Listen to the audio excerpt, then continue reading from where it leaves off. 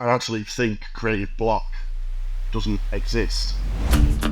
We actually trended 4 times out of 5 on Twitter last week. You're almost taught out of being creative, I think, as you get older. How do I distill that brief down into its simplest thing possible? Some of these ideas just go absolutely viral everywhere, and it's because they're so simple. Hello and welcome back to the Marketer's Debrief from Journey Further. Today's episode is set to be an absolute cracker. If you've ever wanted to tap into your creativity quicker, more efficiently, and find that fresh new angle when tackling a brief, then our guest may be able to help. Nick Entwistle is the creative director and founder of Bank of Creativity and the super popular online community 1 Minute Briefs. Nick, hello and welcome to the podcast. Thanks for having me. Oh, very, very welcome. Super excited for today's conversation. Now, for the few people watching and listening to this that haven't heard of 1 Minute Briefs, can you give us the elevator pitch for what it's all about? Yeah, it started off a few years ago. Actually started off at university when we had loads of time on a brief, which was almost too much time really because we were procrastinating a lot. And so we just started this sort of idea in the computer rooms. 1 minute, one rule, and you've got to create an advert. We then took it to Twitter maybe a year or so later, and it sort of still had that same sort of feel. And then that's why it's sort of grown in such a way where people all over the world are doing it now. And it's just exactly the same premise. Every single weekday we do a different brief, whether it's just for fun or we also do a lot with brands and causes now as well. So interesting that you decided that getting something down quickly and sort of like sharpening your mindset quickly can sort of produce better results. What is your thinking behind why sometimes quicker can lead to better? Well, more often than not, you actually come up with something really great. But at the same time, if you don't, you've only spent a minute on it. Between the two of you, or then ended up us being more, you are going to generate there might be lots of silly ideas or whatever, but equally, I always think back to someone in the meeting for compare the meerkat. Someone just said, "Oh, market sounds like meerkat." That's practically a 1 minute. It's a 1 minute idea. It's a silly thought, and that's when you start to then, push it a lot further in terms of the executions and things like that. It's all about the very initial thought and stripping it back of all of the things that pull back an idea, like in the industry. All the things, the considerations we have to think about, we think about that later, obviously. So it's all about just that first key thought.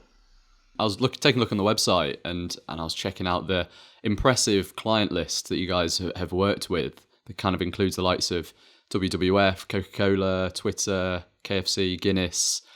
How does it feel to have founded an organization, a community which has worked with such credible brands and is so kind of impactful and produces such great work? I mean, it's amazing really when you actually do look at that list of names to be able to say that we've worked with them brands. But obviously because we do one every weekday, we've got the opportunity to do lots of stuff with different brands and different days of the year and reactive campaigns, and also campaigns that can turn from that initial idea, like maybe the WWF one came from an initial 1 minute brief and we did a much bigger campaign for World Without Nature. It just shows the ability of the whole community. Obviously, it's not just myself, it's the whole community sharing ideas. Even if it's just a little scribble on a page and it's a bad pun or anything like that, as long as you submit something, then if we can retweet and then other people are retweeting and that keeps going, then that gives you this trending aspect. We actually trended 4 times out of 5 on Twitter last week. So it's just huge every day, really. I mean, the Guinness one, the Kit Kat one, some of these ideas just go absolutely viral everywhere, and it's because they're so simple. And do you think the kind of premise of 1 minute briefs, as we've just spoke about, trying to tackle a brief quickly with a lot more like creative expression rather than sort of really lamenting over it for ages, is that sort of something which you are seeing as a bit of a problem or a challenge within the sort of wider sort of creative like ad world that this is trying to sort of solve or help a problem within the creative industry? Having worked within creative agencies and things myself, I've tried to implement faster working systems within those places. If something happens in the paper today, can we react to it by tomorrow? In some of the places, it's quite difficult to be able to do that, but it's just a different way of doing things. Some agencies might not like that sort of way of doing things and thinking of stuff quickly, but I genuinely, even when I've been within agencies, I've actually used this as a technique to be generating loads and loads of ideas. Then I'll whittle them down afterwards, rather than trying to spend all day cracking one great idea.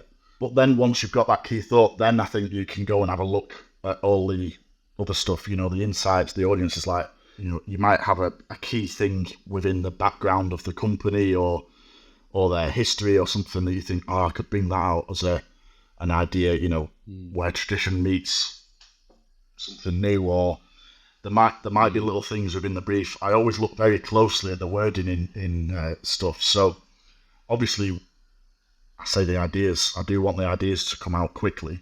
What I don't think is to bypass all of that and not understand all of that value as well. The research and things that do go into things is very important. And then, but that should inform the brief. How do I distill that brief down into its simplest thing possible? Yeah, for sure. Here at Journey Further, we're huge advocates for marrying data and creativity, what you've just spoke about, and using those data points to sort of tell us, right, this is the direction, this is the style, this is the creative that will resonate with this audience, and therefore, you can then go into the production phase knowing exactly, right, this is correct in the way that we're moving forwards. How much do you value that data meets creativity? Like how important are those kind of pieces of insight when it goes into a creative brief?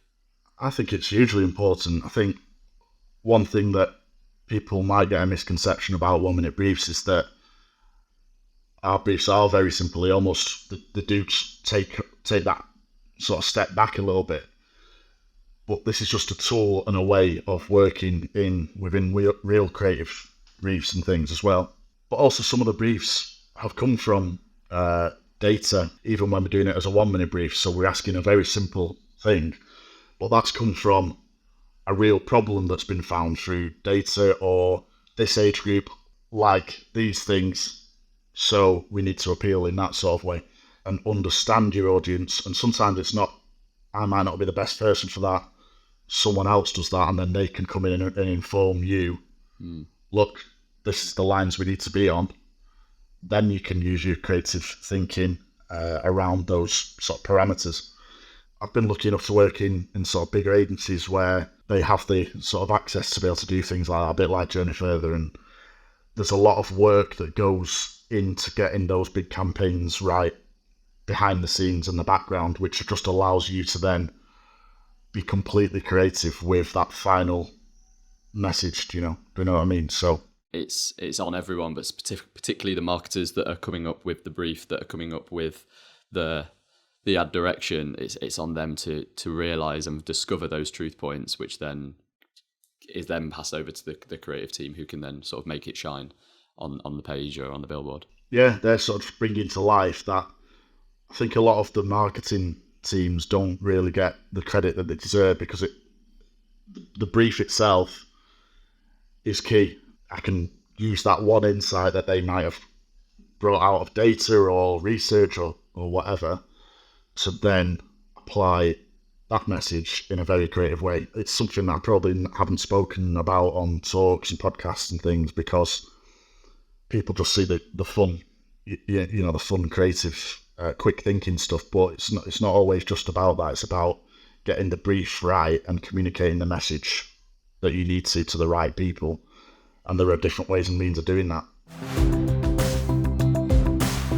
I wanted to touch upon kind of the creative process, and many would argue that the key to sort of nailing a creative brief for an ad or a campaign would be to think outside the box and to find that like fresh angle, which is kind of something we always strive to do, but it's famously sometimes quite difficult.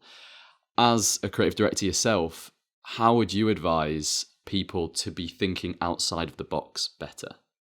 For me, it's about getting your thoughts down on the page, however silly they first come into you. Sometimes people do brainstorms and things, but I literally write down every single thought I have. When I do presentation decks of ideas, I start off having about 100 ideas and then I'm just deleting. So it's almost get whatever's in your head onto the page, and then other ideas will start to happen. It's a bit like brain training almost. Differentiation. What would make someone stop in their tracks? An example, I think I did a billboard for Vauxhall a few years ago, so the Vauxhall Adam. I wrote down some ideas for this billboard. It was free insurance or something. This isn't the best example of an advert I've ever done, but it's probably quite interesting. I was thinking of, things are better when they're free, that type of thing along those lines. And then I wrote down Mr. Boombastic, insurance fantastic. I don't know why I wrote it down, but I threw it into the mix, and then they said, we love that one. And then that was on big billboards for the Vauxhall Adam. And probably going back to the same sort of thing as compare the meerkat. What makes you laugh? And, if a meerkat makes you laugh, then it's going to make a lot of other people laugh. If you go back to all the best ideas that have gone viral and things for OMB, they've always been absolutely the most simple things you ever see. What about kind of creative mind blocks then, or like those moments where you're staring at a blank page or you're staring at a blank Photoshop canvas and maybe you're struggling to break down the brief, so you just have no idea where to start, or maybe the brief's tight but still you're just not getting anywhere with it. What do you advise on how creatives and marketers can get over that mind block? Yeah, I've seen it because I've done workshops and stands at certain creative events and things like that, and talks, and you see people say, I can't think of anything. And I say, there is something in your head. I actually think creative block doesn't exist. It's just something, like you say, something else is telling you, can't write this idea down. And I tell you what, when I do see it, when I've done stuff for D&AD and things like that, you've got sort of students, but you also got like people's parents and things like that. The parents wouldn't do it. You're almost taught out of being creative, I think, as you get older, even within the creative industry. As you progress in your career, you almost doubt yourself, or you're already thinking, oh, no one's going to like that idea. I don't think it actually exists. I think we sort of, it's more of a fear. There is something in your head. If it's not good, it doesn't matter. We go on to the next idea, and then the next one. If there's a room full of us, let's say it's your boardroom and you've got everyone together, why not do a 10-minute session of 10 different ideas with 10 people, and then you've got 100 ideas on the wall? Absolutely. And then you've got 100 pieces of stimulus and inspiration, haven't you? Like how crucial is engaging with content and ideas that are far and wide and span multiple different types of people and different teams, because the more that you can engage with those ideas, the more those ideas will start to come to you naturally, right? Yeah, definitely. It's just and especially as a team, you realise they might come at it from a completely different angle to you, because you might have a certain style of way of thinking. If your accountant, who never does anything creative in the agency, goes, actually, what if you did this? Which is why I think the collective community of OMB does really well, because if there's a load of you, you will come up with some good stuff and some bad stuff. But that's all right. But it doesn't matter. Yeah, it doesn't matter. You spend a minute on it. Right, next one. Away from those in-person sessions, kind of inspiration, stimulus sessions, is there anywhere online that you go for stimulus, inspiration, just to get the creative juices flowing? Away from maybe the OMB Twitter feed, I guess. I suppose... going back to university, it was always, the likes of D&AD and the Drum magazine and things where you'd see some of the campaigns, famous campaigns, PR campaigns, is a good thing to have a look at. I try not to look too much at these things because you don't want to start copying stuff and start thinking in them similar ways. It's good to, for me, I quite like to just go out with my own mind a little bit. but it's nice to get some reference points to the big stuff and keep your eye in as well. As people get a bit older, if you're not understanding that stuff's not happening on a billboard anymore, it's what they're going to do on this channel over here. I think it's important to really keep an eye on the trends that are actually going on, different medias, and beyond those medias if you can. I'm never going to be the best at being able to do something on TikTok, but at least I can keep an eye on what's happening, and I can utilise that as an idea.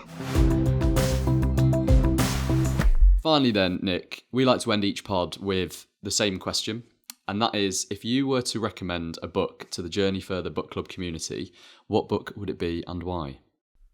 Well, we've got 1 Minute Briefs books out. We've got three of those, which you can look at on the website. They're quite nice because they've got a lot of good examples, and a few stories of how we've gone about things. So obviously, we've got to say those. But another one that I think's really helped me, it's not necessarily a creative book, but what it does is give me a lot of tips to be able to de-stress. When I've just said about working so quickly on things and the stresses of the industry, it can be quite intense actually as creative. And the book that I wrote was by Jay Shetty, and it's How to Live Life Like a Monk. I think that's How to Live Like a Monk. And it's about just getting back to basics of being a human, I suppose. If you wanted a more creative book, I do have an idea on that as well. Go for it. It's Paul Arden. It's not how good you are, it's how good you want to be. I think that's the title of it. Okay. And it's just a motivation. It's a very simple little book, but it's quite motivational. I think it's quite good for creatives to just have these little simple tips and ways of being creative, but also motivating yourself and having a bit of resilience to you. That's another thing that I've been talking about lately is the sort of resilience and well-being of being a creative in an agency. So it can be so difficult and overwhelming, especially when you're on pitches and things. You go home and you're just absolutely knackered. I'd actually focus on those things, getting those things right and being in the right mindset, which will allow you to feel creative and inspired.